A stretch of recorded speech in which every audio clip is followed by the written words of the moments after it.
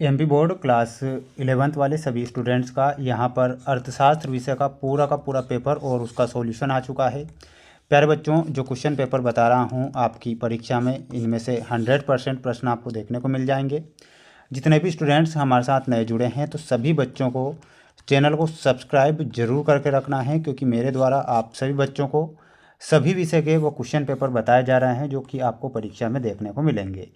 ये पूरा का पूरा पेपर आ गया है जो आपको परीक्षा में दिया जाएगा और पूछा जाएगा। यहाँ पर आप देख सकते हैं पूरा का पूरा पेपर और उसका पूरा सॉल्यूशन मैं यहाँ पर इस वीडियो के द्वारा सभी बच्चों को बताऊंगा। तो बिल्कुल आपको इस क्वेश्चन पेपर को ध्यान से देखना है और एक भी क्वेश्चन मिस नहीं करना है। सभी बच्चों से कहूँगा कि जितने भी स्टूडेंट्स हमारे इस वीडियो को देख रहे हैं तो चैनल को सभी बच्चे सब्सक्राइब करेंगे। सभी विषय के क्वेश्चन पेपर हमारे चैनल पर आपको उपलब्ध होंगे जो आपको परीक्षा में दिए जाएंगे।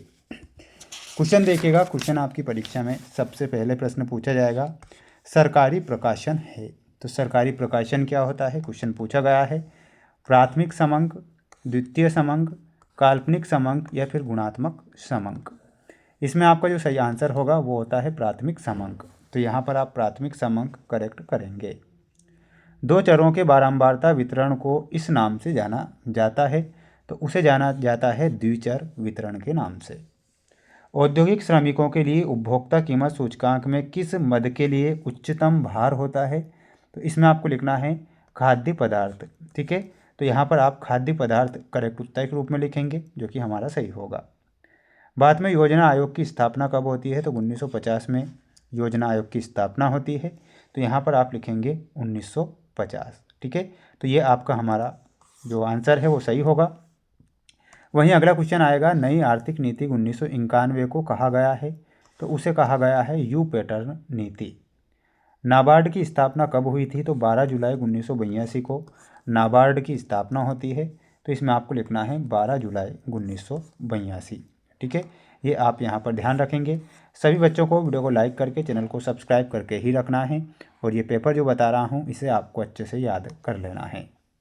हमारी आवश्यकताएं होती है, यानी कि मनुष्य की जो आवश्यकताएं होती है कैसी होती है, असीमित होती है। यानी कि मनुष्य की आवश्यकताएं असीमित होती है। उत्पादकों द्वारा बाजार में बेचने के लिए वस्तु का विनिर्माण क्या कहलाता है। तो वो जो कहलाता है वो कहलाता है उद्योग। ठीक है, तो इसमें आप क्या लिखेंगे, उद्योग।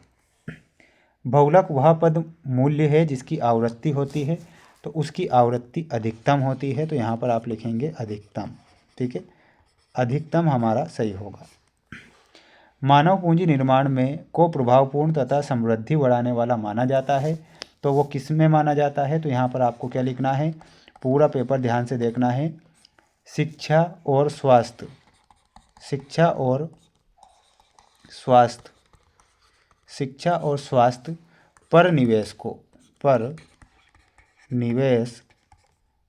को प्रभावपूर्ण तथा समृद्धि बढ़ाने वाला माना जाता है। नए उभरते रोजगार मुख्यतः क्षेत्रक में ही मिलते हैं तो कौन से क्षेत्रक में मिलते हैं, ये मिलते हैं सेवा क्षेत्रक में। तो इसमें सेवा लिखना है। वे सभी व्यक्ति जो आर्थिक क्रियाओं में संलग्न रहते हैं कहलाते हैं तो उन्हें कहते हैं श्रमिक। क्या बोला जाता है, उन्हें श्रमिक बोला जाता है। तो यहाँ पर आप श्रमिक करेक्ट आंसर के रूप में लिखेंगे। जल्दी से सभी बच्चे इसका स्क्रीनशॉट ले लें, अच्छे से आप इन्हें याद कर लें क्योंकि पेपर परीक्षा में आएगा। बिल्कुल आपको यहाँ से क्वेश्चन बाहर नहीं जाएंगे। तोरणों से बारंबारता वितरण की माध्यिका को नहीं जाना जा सकता है तो ये आपका क्या हो जाएगा, असत्य हो जाएगा। इसमें आप असत्य लिखेंगे। समांतर माध्य एक स्थैतिक मूल्य है तो ये भी आपका असत्य होगा। इसमें आप असत्य लिखेंगे। जब दो चरों मूल्यों में परिवर्तन का अनुपात स्थिर रहता है तब वह रेखीय सहसंबंध कहलाता है। बिल्कुल ये आपका सत्य है। सर्वेक्षण के उद्देश्य से निर्धारित होता है कि किसी प्रकार के आंकड़ों का प्रयोग किया जाना चाहिए तो ये आपका क्या हो जाएगा, 4th नंबर में सत्य हो जाएगा। बहुराष्ट्रीय कंपनियों का प्रभुत्व विश्वव्यापीकरण का लाभ है, ये आपको असत्य लिख कर आना है। धारणीय विकास के लिए पर्यावरण में गुणात्मक सुधार किए जाते हैं, ये बिल्कुल आपका सत्य हो जाएगा। तो इसमें आपको सत्य लिखना है। ठीक है, स्क्रीनशॉट आप लेते चलें और अच्छे से क्या करें, इन प्रश्नों को याद कर लें क्योंकि प्रश्न परीक्षा में आ रहे हैं और छप रहे हैं। इसलिए आप इसे ध्यान से देखेंगे। अगला क्वेश्चन देखिएगा, गणितीय माध्य। तो गणितीय माध्य में आपका सही आंसर क्या हो जाएगा, और वो हो जाएगा माध्यिका। ठीक है, तो यहाँ पर आप ऑप्शन नंबर ई से मिलाएंगे। स्थिति संबंधी माध्य में आपको बहुलक से मिलाना है, यानी कि जो ABCDEF यानी कि ये जी है, तो इसमें आपको किससे मिलाना है, जी। द्वितीय चतुर्थक में हमारा सही आंसर क्या हो जाएगा, द्वितीय चतुर्थक देखिएगा गणितीय में आपका ऑप्शन नंबर एफ होगा, है ना। गणितीय माध्य में समांतर माध्य हो जाएगा, सॉरी यहाँ पर। स्थिति संबंधी माध्य में आपका माध्यिका हो जाएगा, और इसमें आप ऑप्शन नंबर ई से मिलाएंगे। यहाँ पर आपको बहुलक से। चीन में आर्थिक सुधार कब आए थे, तो चीन में जो आर्थिक सुधार आए थे 1978 में आए थे। पाकिस्तान में आर्थिक सुधार कब आए थे, तो इस पाकिस्तान में जो आर्थिक सुधार है वो आए थे 1988 में। भारत की नई विकास नीति की घोषणा कब की गई थी, तो इसमें लिखना है 1991। चीनी गणराज्य की स्थापना कब होती है, तो इसमें आपको मिलाना है 1949 में। ठीक है, तो ये आपकी जोड़ी यहाँ पर कंप्लीट हो चुकी है। बढ़ेंगे अगले क्वेश्चन की ओर। अगला क्वेश्चन देख लीजिए, ये रहा आपका अगला क्वेश्चन। यदि सिग्मा x बराबर 72 तथा n बराबर 6 हो तो समांतर माध्य ज्ञात कीजिए। तो समांतर माध्य क्या हो जाएगा, सिग्मा x बटा n बराबर 72/6 बराबर 12। वह शून्य से संबंध का अर्थ स्वतंत्रता है, तो यहाँ पर आपको लिखना है नहीं। उपभोक्ता जागरूकता किसे कहते हैं, तो कमेंट बॉक्स में आंसर बताना है। देखते हैं सबसे पहले यहाँ पर आंसर किसका आने वाला है। किसी देश में मानवीय पूंजी निर्माण के किन्हीं दो स्रोतों के नाम लिखिए।